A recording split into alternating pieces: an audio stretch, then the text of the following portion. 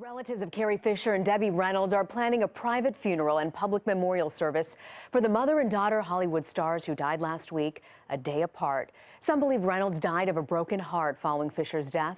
Dr. Jon LaPook says there is such a thing as broken heart syndrome. As she walks through her parents' home in Panama City, Florida, Jill LaFee feels both sad and comforted. It's just like a huge loss, a deep loss, more so than I would have expected, because it was just so sudden. All of a sudden they were here, and then, no, they're not. Her father, Jim Coughlin Sr., died at home the morning of Friday, November 25th. The next day, her mother, Joanne, passed away. Both were 90 years old.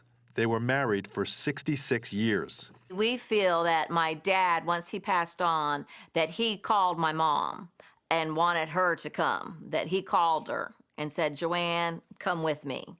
As with the Coughlins, it's unclear what led to Debbie Reynolds' death just one day after her daughter's.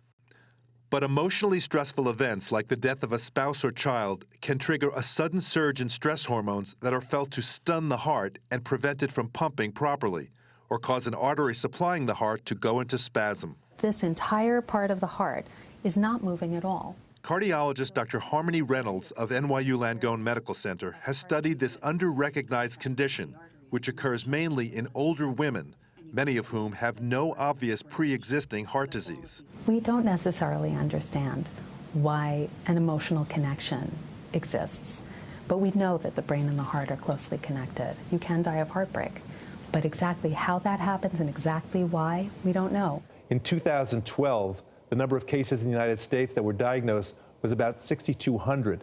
That's a 20-fold increase compared to just 6 years before. Dr. Jon LaPook, CBS News, New York.